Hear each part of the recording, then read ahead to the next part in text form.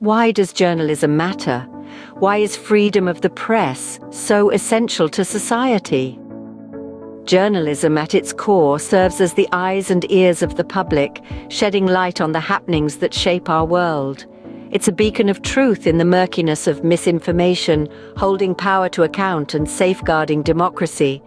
Press freedom is the lifeblood of journalism, enabling journalists to undertake their crucial work without fear or threat.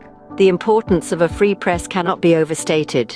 In the face of danger, journalists like Hamza al-Dahdouh continue their work, knowing the risks. Hamza al-Dahdouh, a name you might not know, but a story you should. Hamza was more than just a name. He was a beacon of courage and dedication, breathing life into the stories he reported. Born into a family deeply intertwined with the world of journalism, he was the eldest son of Al Jazeera's Gaza bureau chief. Hamza's work took him to the front lines of conflict and strife, fearlessly operating as a journalist and cameraman for Al Jazeera. His lens captured the raw, unfiltered reality of life in Gaza, bringing to light narratives that would have otherwise remained in the shadows. His commitment to his profession was unwavering, his pursuit of truth relentless. In a world often marred by misinformation and half-truths, Hamza's reporting stood as a testament to the power of journalism and its ability to illuminate the darkest corners of our world. Hamza was on a mission to report the situation in the Mirage area, a humanitarian zone designated by the Israeli army. On a day like any other, Hamza was traveling on a road between Khan Yunis and Rafah. He was not alone. A group of journalists, including freelance journalist Mustafa Thuraya, accompanied him. Their mission? To report on the situation in the Mirage area, a region recently bombarded and marked as a humanitarian zone by the Israeli army. But their journey was suddenly and violently interrupted. An Israeli strike hit their convoy, a devastating blow that sent shockwaves through the journalistic community.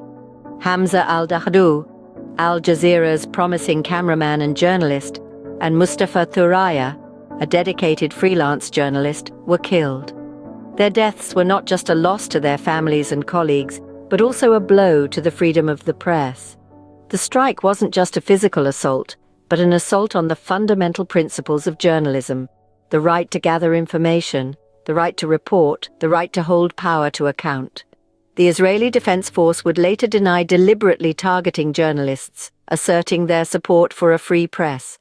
But for Hamza, Mustafa, and the journalistic community, these words felt hollow.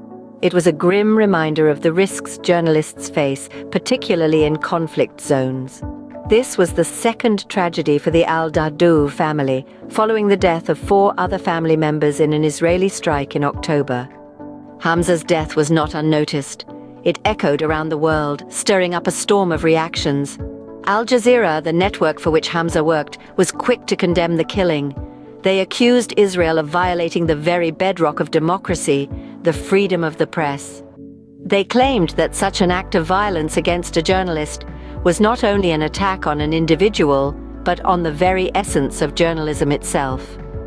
Across the Atlantic, the US Secretary of State voiced his concerns. He referred to Hamza's death as an unimaginable tragedy, a sentiment that reverberated through the halls of power and into the homes of the everyday citizens. But he didn't stop there. He took it a step further, criticizing the high number of civilian casualties in the war, a war that seemed to have no end in sight. In response, the Israel Defense Forces, or IDF, offered a denial. They asserted that they did not deliberately target journalists. They proclaimed their support for a free press, a cornerstone of any democratic society. But these words did little to quell the rising tide of criticism and questions. And let's not forget the numbers, because they speak volumes. Over 75 journalists have been killed since the start of the war in Gaza. That's over 75 voices silenced, over 75 stories left untold. And the toll on human lives? Over 22,000 people have lost their lives in this conflict. Hamza al-Dahdouh's story is a stark reminder of the dangers journalists face and the importance of their work. They risk their lives to bring us the stories that shape our world, stories that need to be told, and for that we owe them a debt of gratitude. So we return to our initial question: why does journalism matter? The tale of Hamza al-Dahdouh paints a vivid picture. Journalism, as we've seen, is the beacon that illuminates the darkest corners of our world.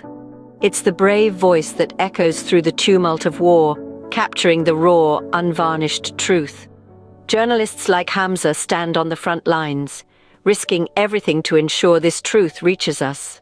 The freedom of the press is not just a principle, it's the lifeblood of a just society. Hamza al-Dahdouh, a name we now know, a story we won't forget, and a reminder of why journalism and freedom of the press are so crucial.